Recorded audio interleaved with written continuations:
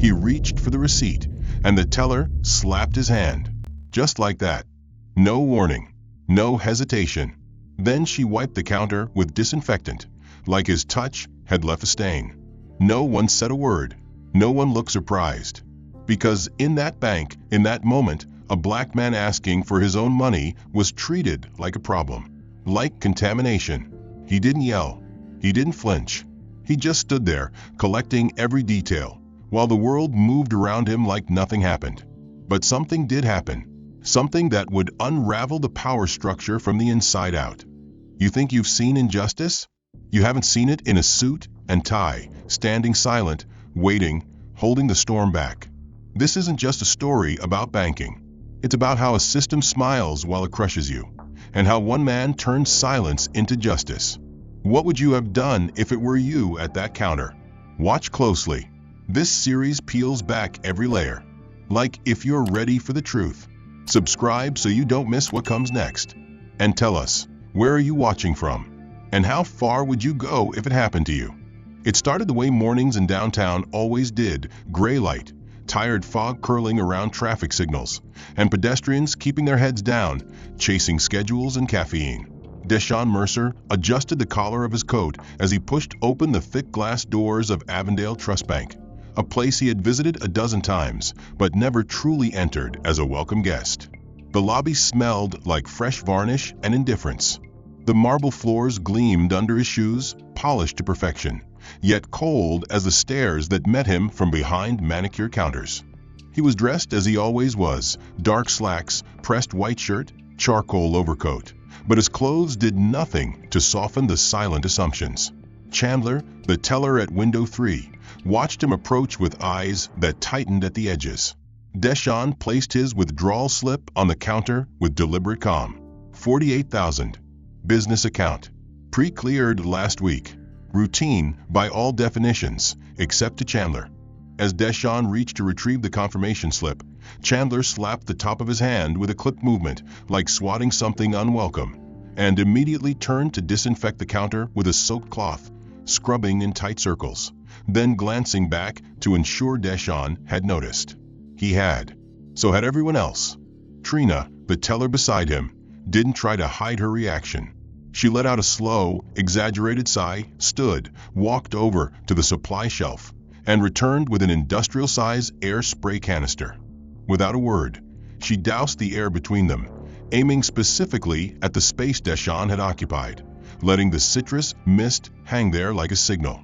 A man 2 clients behind chuckled. Another smirked. No one intervened. No one questioned. Deshaun didn't speak. His eyes didn't flinch. He merely moved a half step back from the counter and folded his hands. He had lived long enough to recognize the rules of the game, even when they weren't written. Chandler, now wearing latex gloves that hadn't been on moments ago, picked up the slip with the tips of his fingers, as if it were contaminated. He squinted at the account number, then at Deshaun, then back at the screen, his lips twitching into a mock-polite line. "We'll need a manager for this one," he muttered, loud enough for others to hear. Behind the smoked glass office wall, Marcy appeared, her heels tapping in sharp rhythm against the floor as she approached. She wore power like perfume, visible, strong, and just as artificial. Her voice was cool when she addressed Deshaun, asking if he wouldn't mind stepping aside while they reviewed the request. She smiled the kind of smile that bore no warmth. Deshaun stepped aside. He always did. Near the ficus plant by the wall, he waited, every second stretching like a verdict not yet delivered. Lowell, the security guard, watched him from the corner, arms folded, thumb resting against the latch of his belt like a man expecting trouble from an object, not a person. A white customer in paint-smeared jeans walked up behind him and asked for $70,000 in cash. No ID was requested. Chandler laughed with the man, joked about taxes, said he looked like the kind of guy who knew how to keep the IRS guessing. The withdrawal was approved in less than 2 minutes. Deshaun remained by the wall. He watched a mother and child pass through. The child looked at him and waved. The mother pulled her daughter's hand down quickly and guided her in the opposite direction, whispering something sharp. When the minutes reached 20, Chandler called Marcy over again. This time, he gestured toward the screen, shook his head, and pointed at the paper. Marcy nodded. She turned toward Deshawn, expression unchanged, and informed him the transaction had been flagged for review, that they wouldn't be able to process the request today, that these things happen sometimes, that it wasn't personal. She never once said sorry. Chandler printed a revised slip. The printout was bent at the corner and handed to him like a dismissal, not a document. Trina was no longer behind the counter. She was now by the coffee station, handing a fresh cup to the man in jeans, laughing at a joke he told, loud nasal laughter that seemed to fill the marble halls like feedback from a broken mic. Deshawn didn't look at anyone as he turned to leave. He arrived precisely at 9:01, the lobby still damp from the cleaning crew's nightly polish, and the same sterile lemon scent hanging in the air. This time, he wore a darker suit, pressed even sharper than before, and his shoes shone like a challenge. As he stepped inside, Lowell, the security guard with the posture of a bored gatekeeper, looked up and immediately straightened. Without a greeting, without hesitation, Lowell reached under the front desk, pulled out a small box, and handed it across to Deshawn. Inside were clear, crinkled nylon gloves, the kind used in food service or hospital janitorial tasks. The label on the box read sanitation, staff use only. The moment felt surgical. For a second, Deshawn didn't move, just stared at the gloves, then at Lowell's face, looking for the hint of irony. There was none. Lowell simply said, flatly, "If you'd like to use any touchscreen or sign documents, please wear these." His voice carried the casual cruelty of someone who didn't see the weight of his words. Deshawn slowly reached into the box, pulled out 2 gloves, and slipped them on, each crinkle ringing louder than the classical piano music echoing through the speakers. Chandler, already seated behind his glass panel, didn't look up right away. When he did, he arched an eyebrow and smirked, then turned his focus back to the monitor, as if Deshawn's presence was an unwanted software update. Marcy appeared again, heels sharper than yesterday, blouse a colder shade of blue. Her presence now felt choreographed, like she had prepared for this moment overnight. With measured calm, she stepped toward Deshawn, her expression blank as paper. She requested that he take 3 steps back from the counter for the safety and comfort of her staff. Her voice was gentle but anchored in finality, designed to sound reasonable to anyone watching. The moment she spoke, the lobby quieted. A man filling out a deposit slip paused mid-sentence. An elderly woman clutching a dog-eared checkbook turned in her chair. All eyes found Deshawn, frozen by a command disguised as customer service. Deshawn nodded once, moved exactly 3 steps back, and said nothing. Marcy smiled as if to thank him for compliance, and walked away without another word. Moments later, Chandler called the next customer. Not Deshawn. Someone else.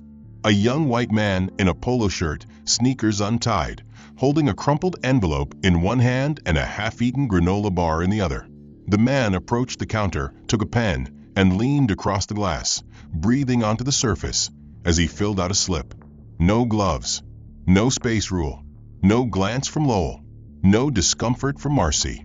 The difference was surgical. Deshawn remained where he had been instructed to stand, not pacing, not sighing, only watching. His hands, still gloved, hung at his sides. His expression remained unreadable. He wasn't surprised.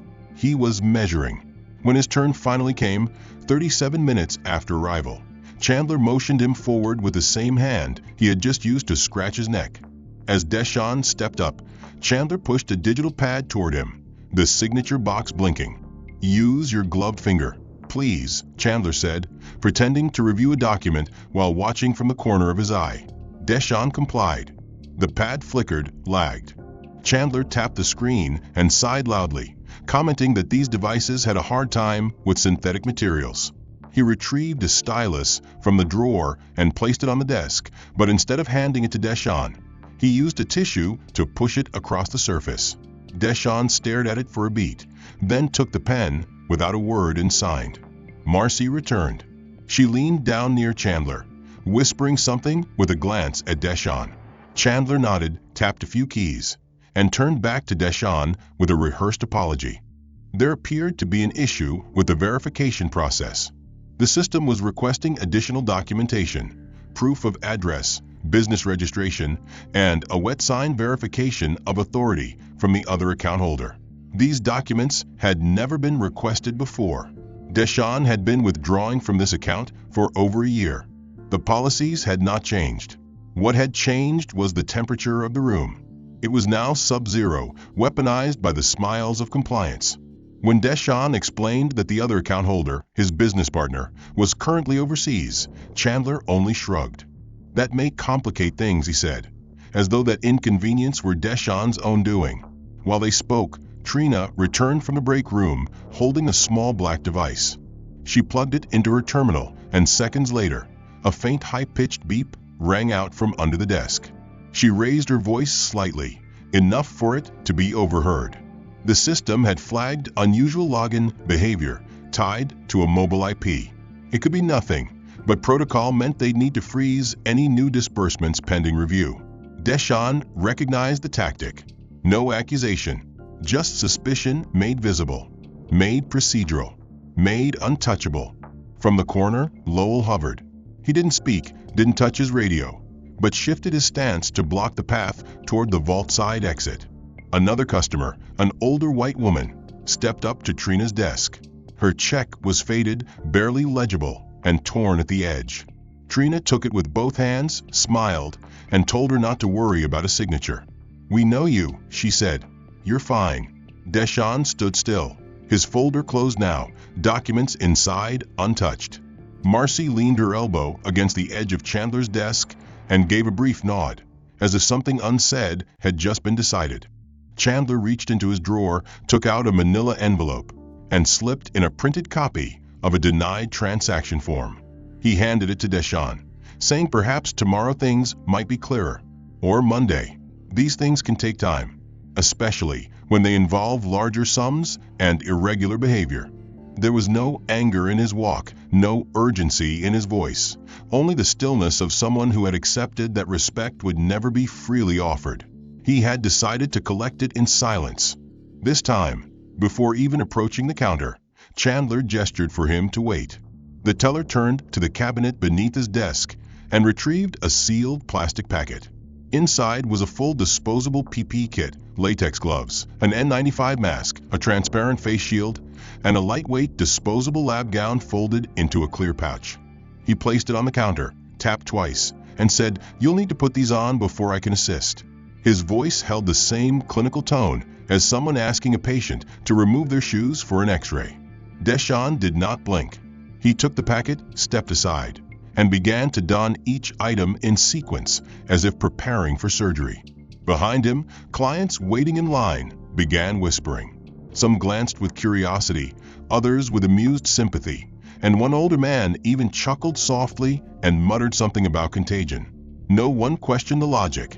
Chandler, meanwhile, slipped on his own gloves with dramatic precision, then pulled a surgical mask over his mouth and adjusted his face shield before placing a clear acrylic divider between himself and the counter space. The barrier hadn't been used in over a year. Marcy, watching from a few feet away, nodded in satisfaction, then leaned over to Trina and whispered something that made the younger teller smirk and scribble notes on a clipboard she hadn't touched all morning. As Deshawn approached the counter once more, Chandler reached into the drawer and produced a thin plastic mat. At the center of the mat was a gray stencil of a human hand, outlined in thick red ink, with the word "sensitive input zone," a line carefully printed above it in bold type. "Place your hand here when you're ready to sign," Chandler said. "It helps reduce calibration errors for high-friction skin types." The phrase hung in the air like acid. Deshawn said nothing. He placed his gloved hand onto the stencil. The pad beeped twice, and Chandler clicked his tongue in feigned frustration, claiming the touch interface had failed to register.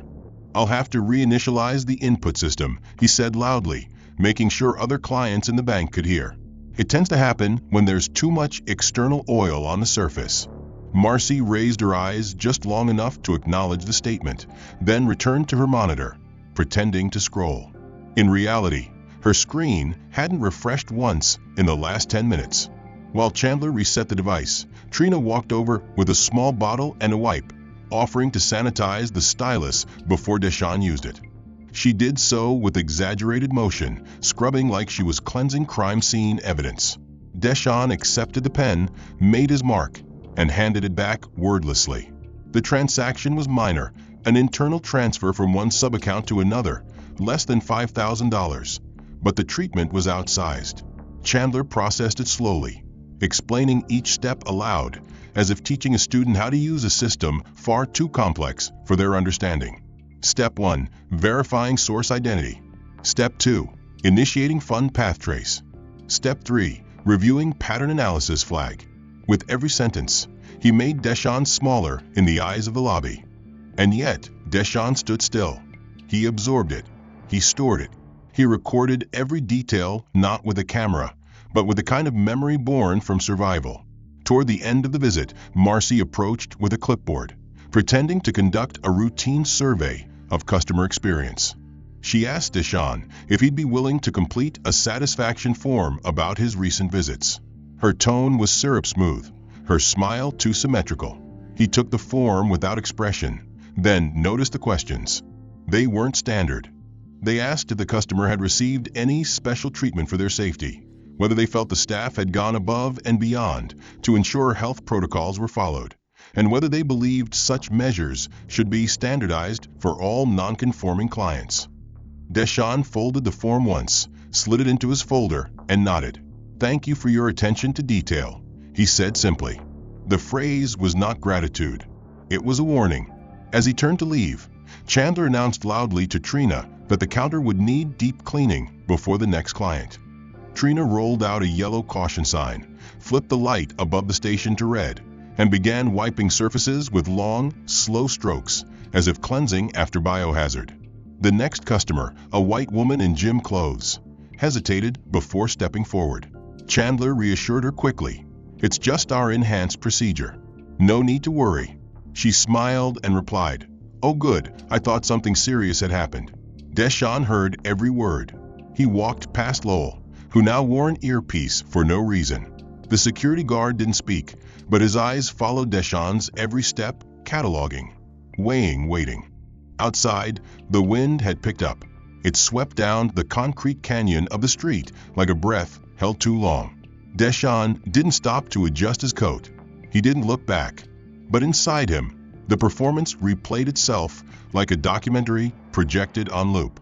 The gloves, the mask, the scripted phrases, the hand stencil, the survey. Deshawn Mercer stepped through the revolving glass door with a steady pace and the unflinching composure of someone who no longer expected dignity but demanded observation. He wore the same clean lines, deep navy suit, silver tie pin, briefcase in hand, and his eyes scanned the lobby not for comfort, but for the next tactic in their ever-shifting strategy. It began at the check-in kiosk. As he entered his appointment code, the small touch screen hesitated, then displayed his name as D. Mudd. Not Mercer, not MRCR Mudd. It sat there on the screen for several seconds before the machine chirped a confirmation and spit out a printed receipt with the same label. D. Mudd, printed in bold. No one laughed out loud. Not at first. But the young man 2 places behind him, wearing headphones around his neck and a designer hoodie, noticed. He looked over Deshawn's shoulder and read it aloud like a joke. D. Mudd. Seriously? That's what they're calling people now? The comment drew a chuckle from a woman near the loan desk. Chandler, seated at Terminal 2, looked up briefly, caught the exchange, and said nothing. Not a wince. Not a correction. Only silence wrapped in complicity. Deshawn didn't react. He took the receipt, folded it once, and placed it in the inside pocket of his blazer.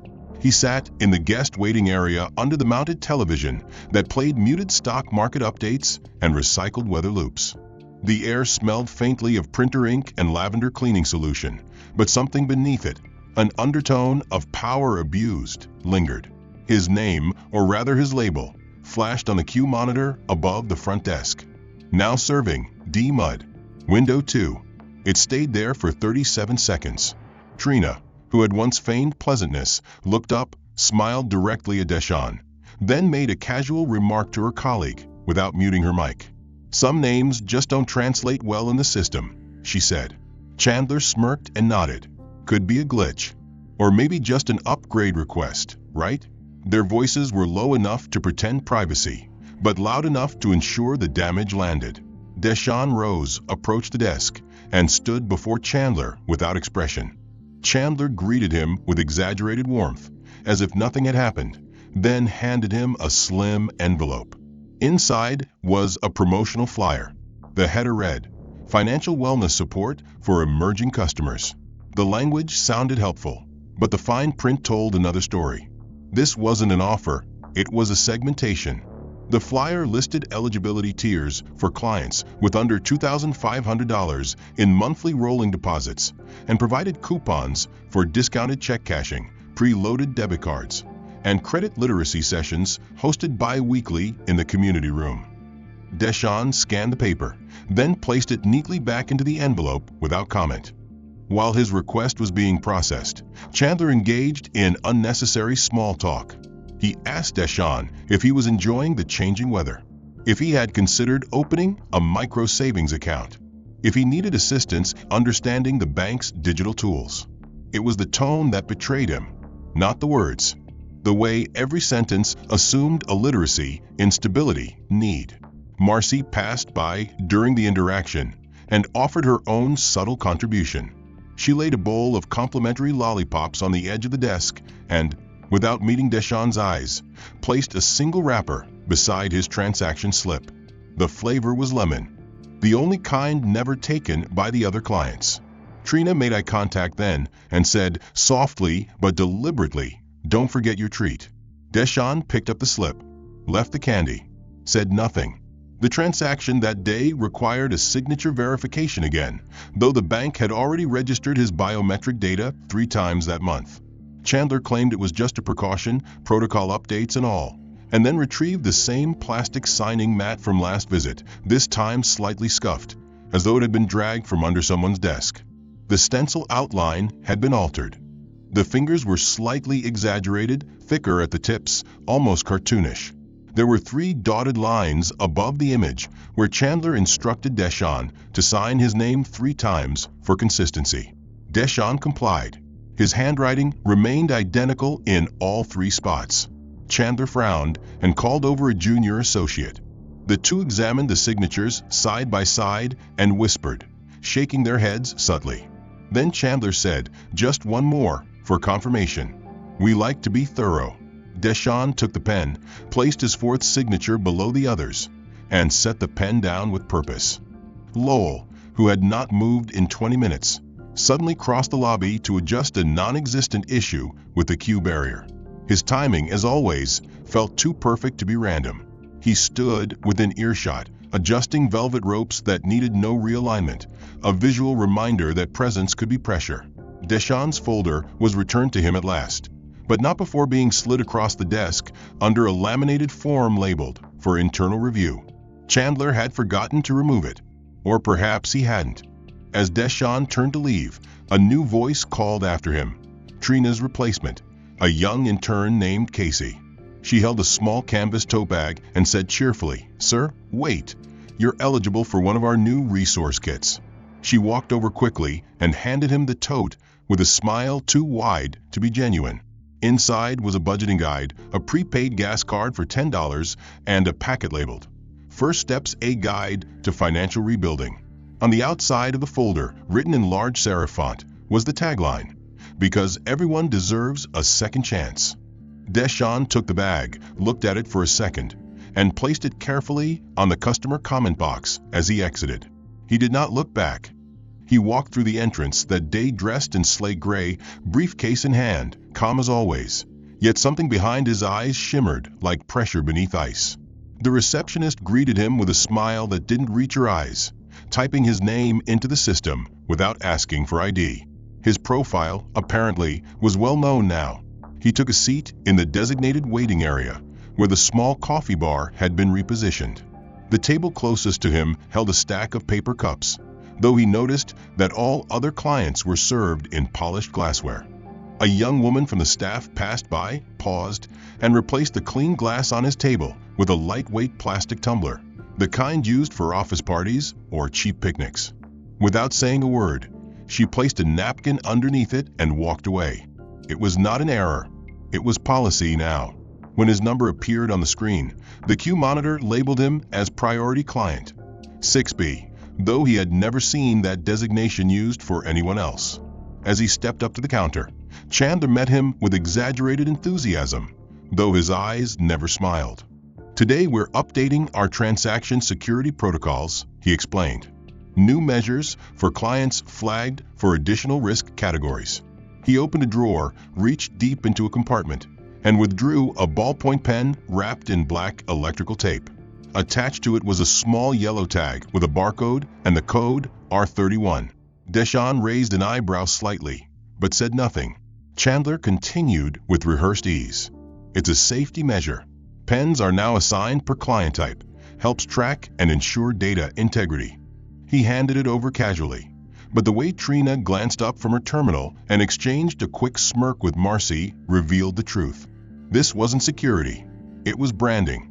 He was being marked. Deshawn took the pen, signed where instructed, and placed it deliberately on the corner of the counter, not in the tray. Chandler did not pick it up with his hand. Instead, he used a tissue to return it to a separate container labeled Special Handling, Restricted Use. The box sat beside another labeled General Use, filled with sleek silver pens available to everyone else. Marcy arrived minutes later with a clipboard, pretending to perform a random audit of client transaction behavior.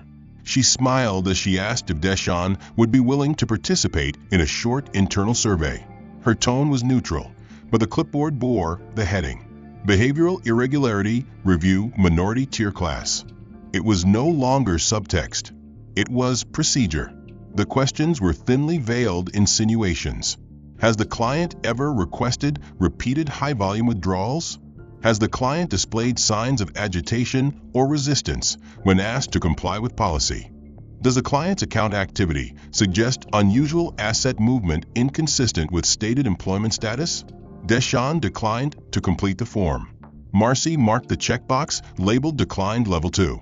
Her hand moved without hesitation. Her face never shifted from politeness. At the transaction booth, Trina called over another staff member, a new hire in training, and asked her to observe the special tier protocol being applied to this case. She narrated each step as if Deshawn were an object under review. "This is a restricted classification pen, only to be used once per client. This counter requires post-use sanitation after priority 6B visits." The tone wasn't cruel. It was instructional, clinical, designed to be heard and absorbed as normal. Deshawn's folder, when returned, bore a small blue sticker on the corner. It hadn't been there before. He peeled it back slightly and saw a printed code beneath the adhesive, F Black 4. It was unclear whether it denoted race, frequency, or internal tracking, but its placement, its secrecy, its presence, all confirmed the same truth. This was no longer implicit. It was institutional. As he stepped back toward the waiting area to complete a wire transfer confirmation, the attendant approached with a tray of refreshments. Every cup on the tray was crystal except one, a lone plastic cup, half filled with lukewarm water. She placed that one in front of him without meeting his eyes, then offered the tray to another client seated nearby. The man received champagne. The napkin under Deshawn's cup read guest, not client. Small things, all deliberate. At the far end of the lobby, a large print sign had been newly installed.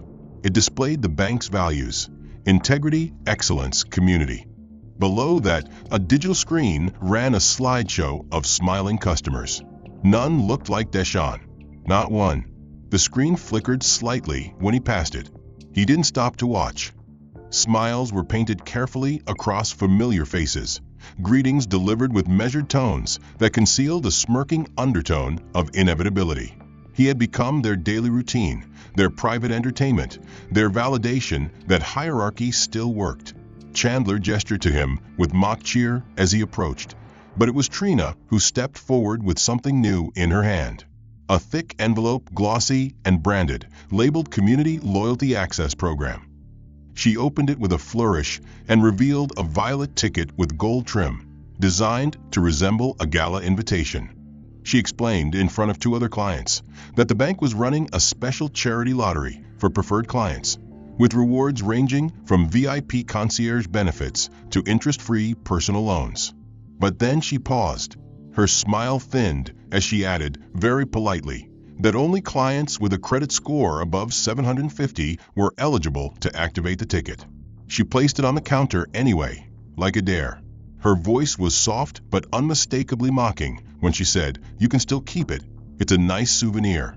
Marcy, who stood near the front desk adjusting a framed plaque, glanced over briefly and nodded in approval, then turned back to what she was doing without saying a word. Deshawn said nothing. He placed the ticket in his folder and continued with his task, asking to review a series of pending statements from one of his holding accounts. Chandler complied, but slower than usual, drawing out each screen refresh, each form retrieval, like a magician prolonging a trick he had no intention of finishing.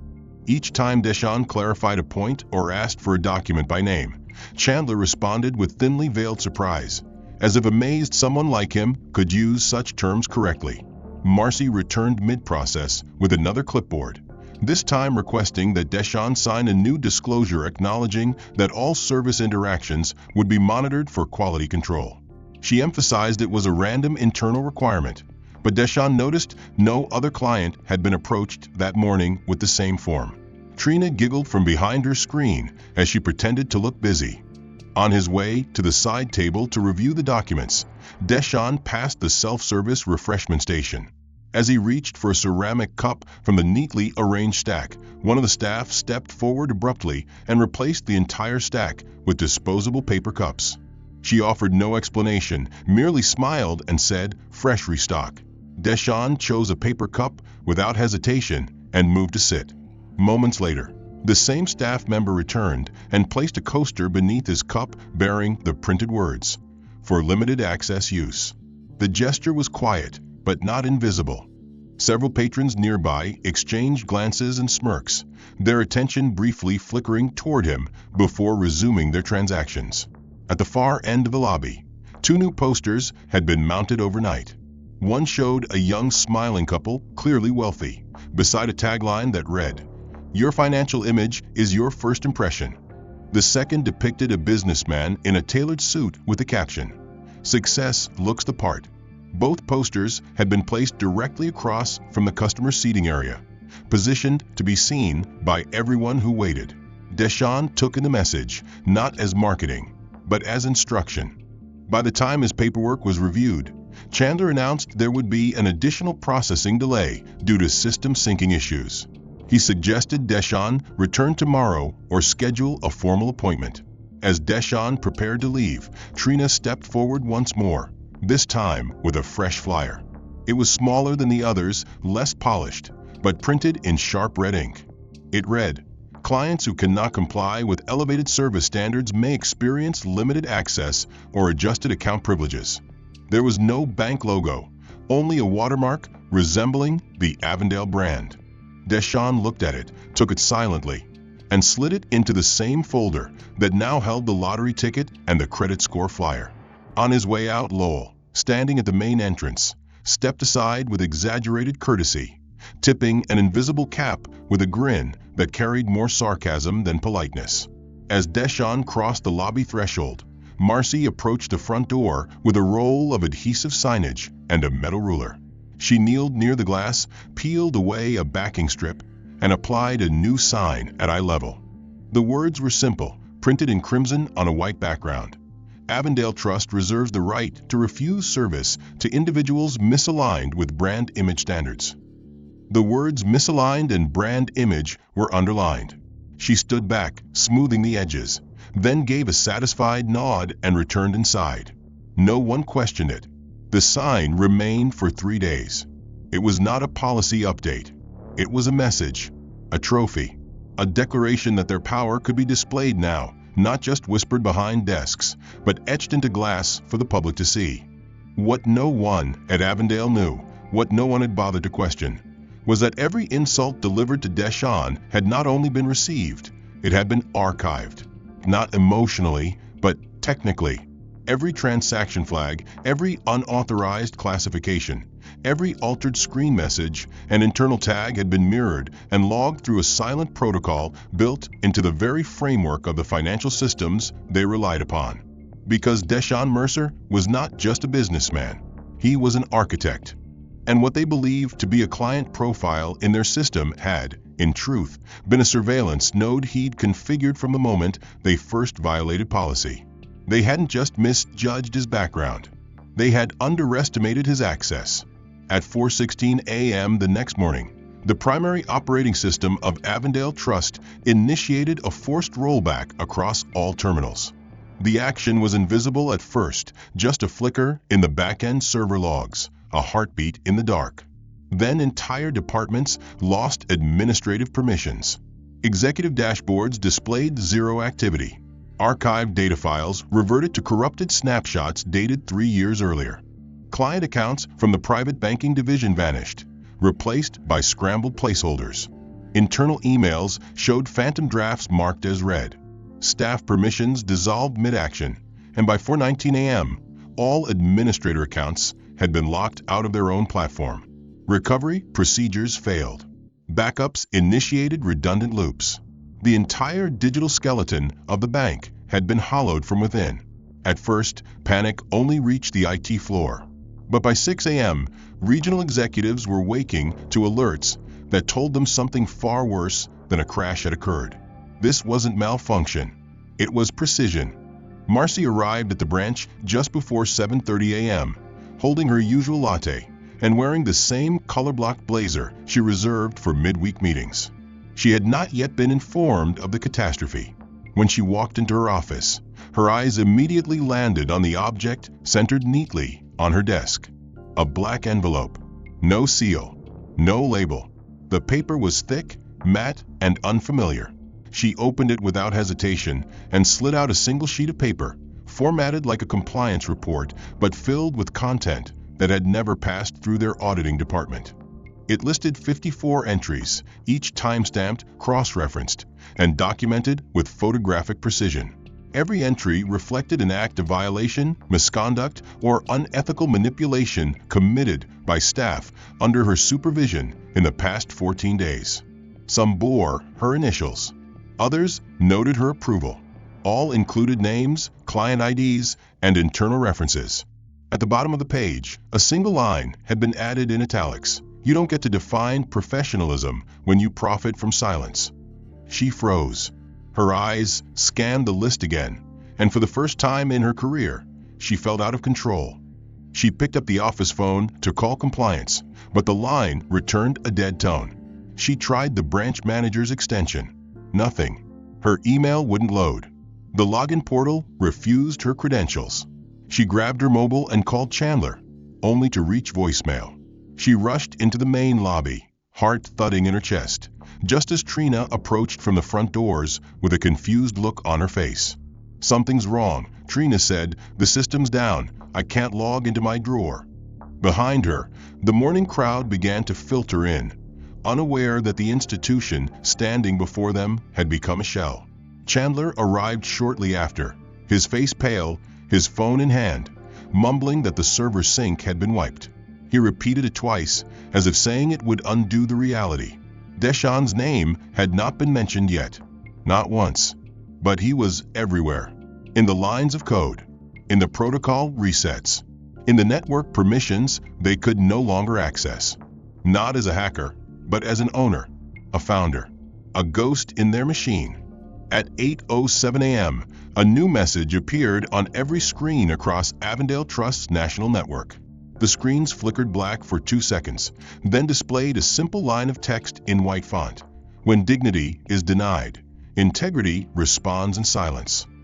Underneath that was a timestamp and a rotating string of numbers, coordinates, global coordinates, tracing to financial regulation agencies, federal oversight boards, and private compliance watchdogs. Then the message vanished, not just from view, but from the system. It left no log, no metadata, no trace. Just enough for every employee to see. Just long enough to ensure no one could deny it. Meanwhile, Deshaun sat in a quiet cafe 20 blocks away. He wore no disguise. He carried no laptop. just his phone and a notebook. The barista knew him as a regular and smiled as she brought him his drink. He opened the notebook to a page labeled Pattern Language, Avondale, and drew a line through the final box. He had no interest in press, no need for revenge, only accountability. The architecture of his actions had been built not to destroy, but to correct, to mirror the system back to itself. And now that mirror stood uncovered. His name was never mentioned aloud during the meeting, but his fingerprint was coded into every disrupted layer of their digital fabric. At exactly 9 a.m., while the meeting entered its second hour and desperation began to override discipline, the bank's chief risk officer received an alert on her secondary device. It was a file sent through an encrypted internal tunnel once designed as an emergency administrative override path, now repurposed by someone who had once helped design the path itself. The file was labeled Chain of Custody Founder Reference only. She opened it. Inside were documents, incorporation records, tax filings, shareholder breakdowns, architectural blueprints of Avondale's back-end security layer, signed technical memos, each one bearing the same co-author signature, Deshaun Mercer. The silence in the meeting broke under the weight of realization. He wasn't just a client. He wasn't just an account holder. He was the co-founder of the very encryption infrastructure that Avondale Trust had adopted 5 years ago during its private security overhaul.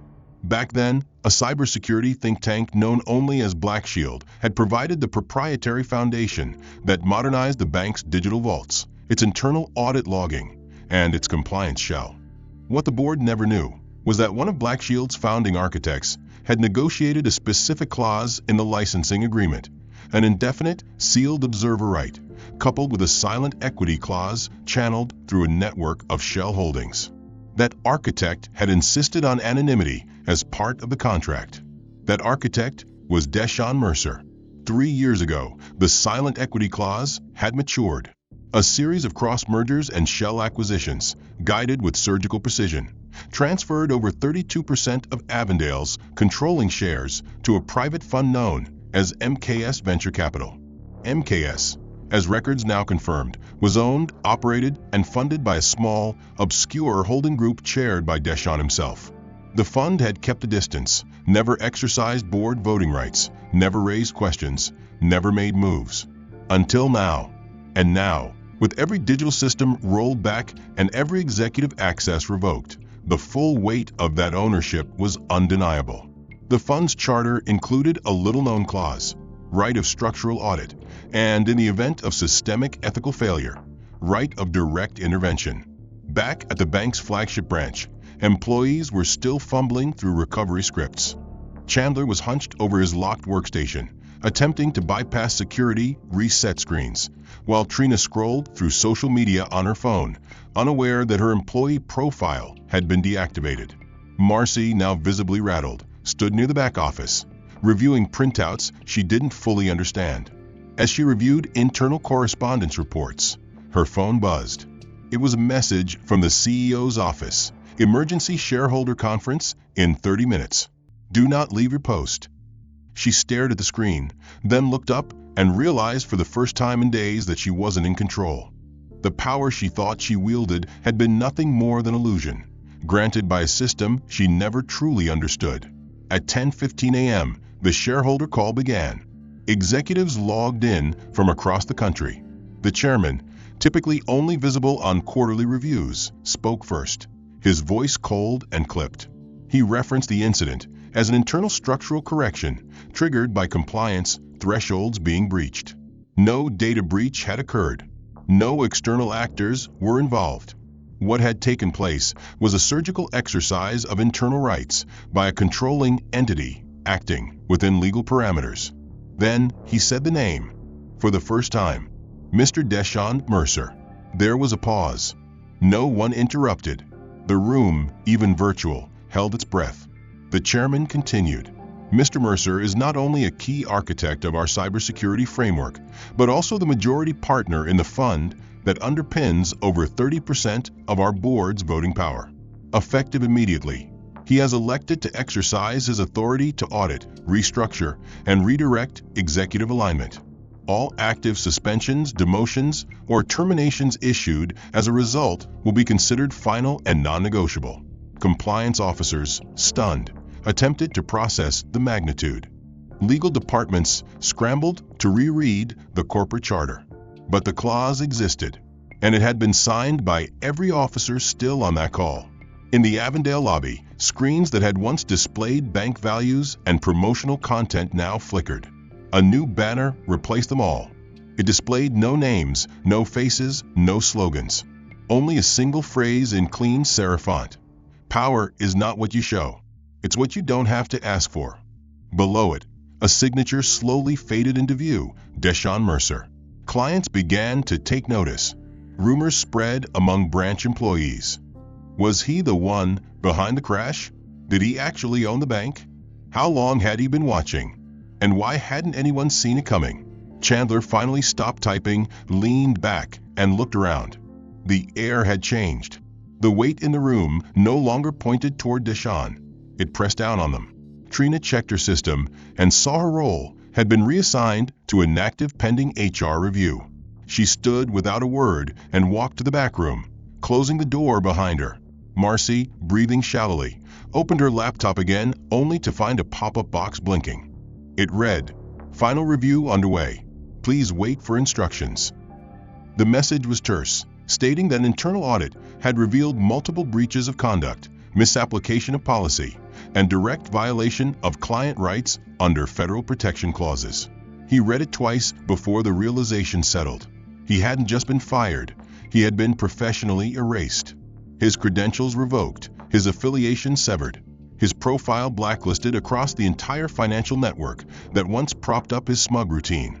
Less than an hour later, a second message arrived from Human Resources. It demanded restitution. Chandler was instructed to return all discretionary bonuses awarded under the pretense of high-performance client handling, bonuses that had been given based on reports he himself had falsified. The money, now calculated to the cent, had 30 days to be repaid or legal action would commence. As he sat at his desk, his hands trembled. He glanced up, looking for some form of support or outrage, but found none. No one met his eyes. The chairs around him stayed turned inward. The voices that used to follow his jokes now avoided his path. Meanwhile, Marcy's dissent was far more visible. During a hastily convened internal summit, she attempted to defend the branch's practices, citing procedural ambiguity, vague policy guidelines, and inconsistencies in the updated staff training modules. But the screens facing her told a different story. Her access credentials had been revoked mid-call. Each attempt to retrieve internal memos returned a restricted error. Her face remained neutral, but her voice cracked as she realized that the very scripts she had once used to dominate others were now closing in on her. 2 security personnel entered the room during the meeting, not with aggression, but with rehearsed formality. They waited at the door, silent, as the last of the executive board members signed off. No one asked them to stop. No one questioned why they were there. One of them gently motioned toward the hallway, and Marcy, once so sure in her heels and posture, stood slowly and followed. No applause, no farewell, not even a glance from the front desk staff as she exited the building she had managed for 9 years. Within hours, internal communications lit up across the organization. An all-staff bulletin confirmed the outcome of the audit, referring vaguely to ethical noncompliance and structural reassessment. Department heads received emails redirecting their training protocols, rewriting behavioral standards, and purging embedded role bias from internal onboarding. Deshaun's name was still not spoken, but it no longer had to be. His influence was now cultural, encoded into the language of the institution. Employee chat threads, once filled with casual banter, turned into nervous speculation. Who else would fall? What else had been recorded? The performance of professionalism had been exposed, and no one was sure which parts of themselves had been seen.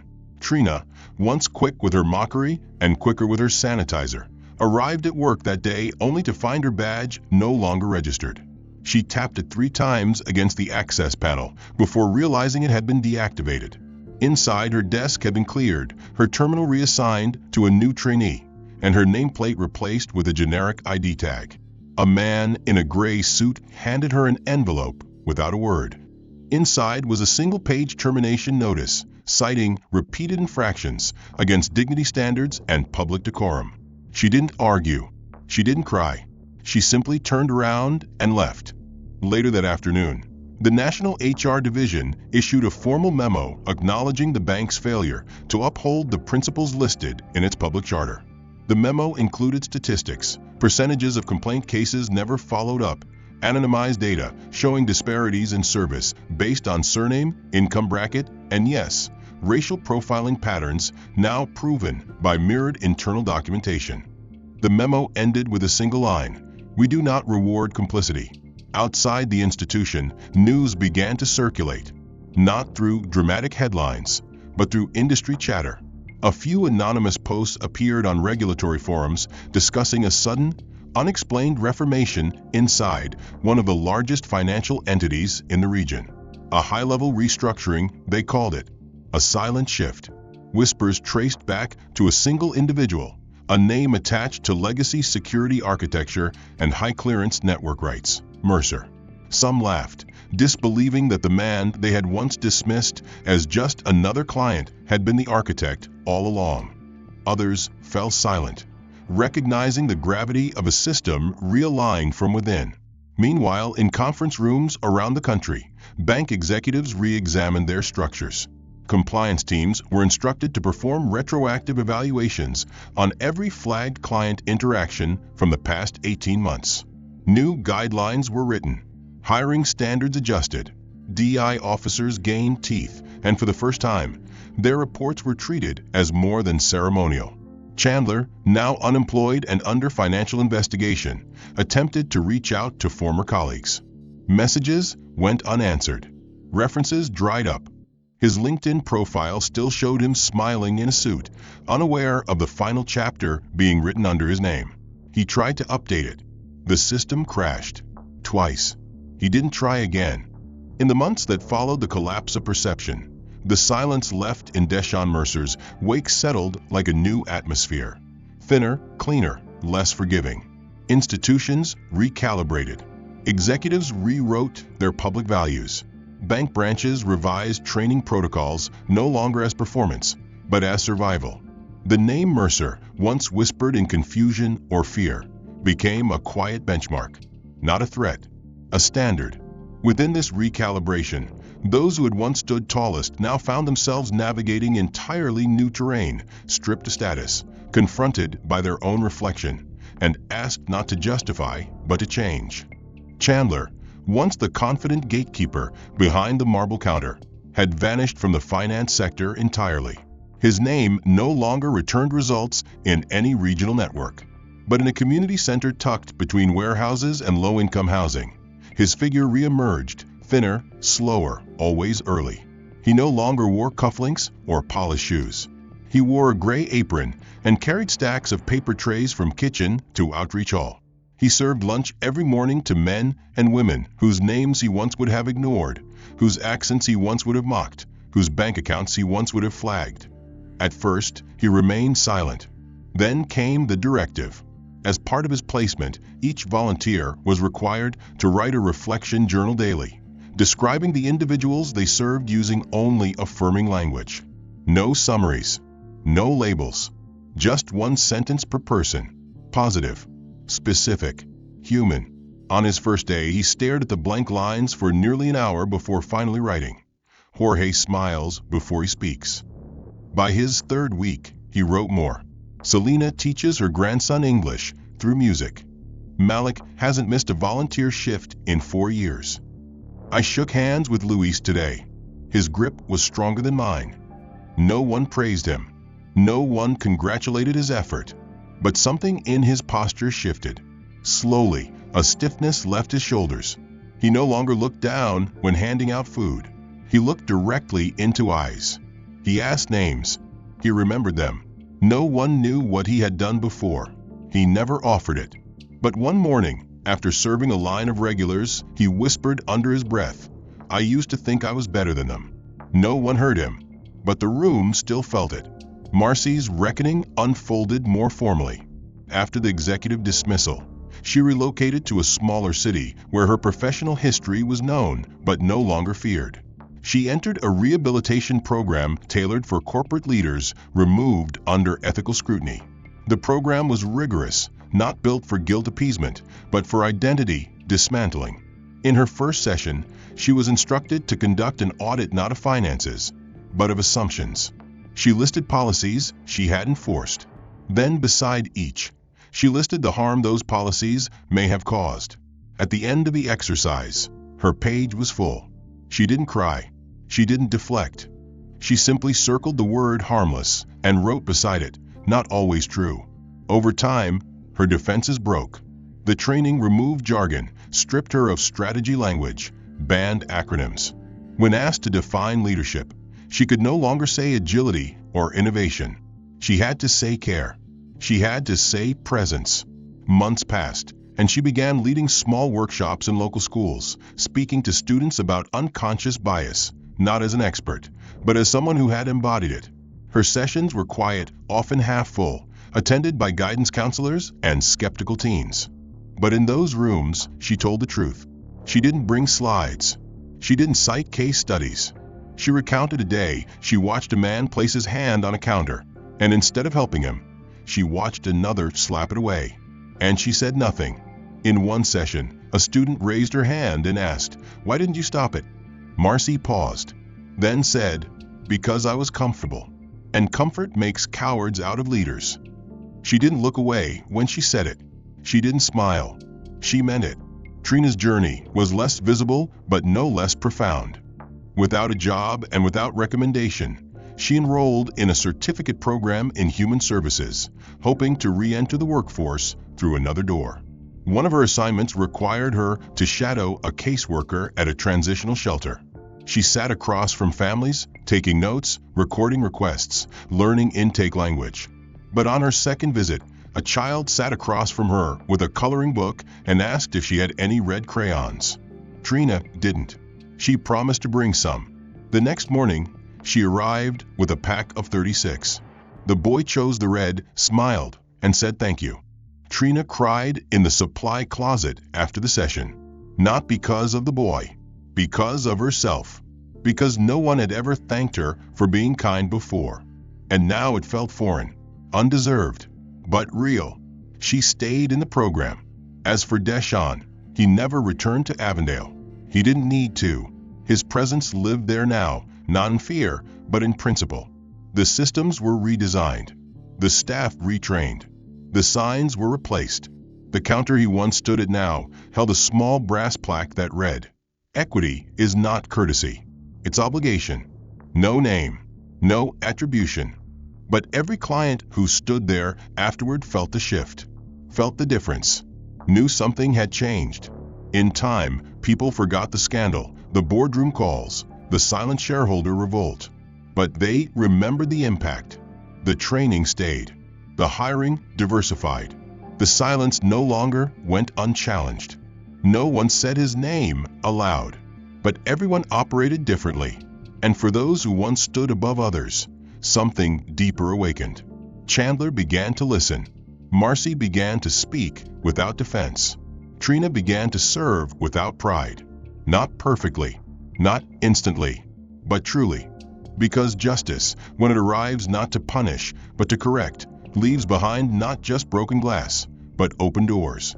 And through those doors, sometimes even those who failed most can find the courage to walk back through, slower, smaller, and finally ready to learn. The end. If this story moved you, make sure to like and subscribe so you don't miss the next one. What part of the story hit you the hardest? Which moment made you stop and think? And where are you watching from right now? Drop your thoughts in the comments. We read every single one.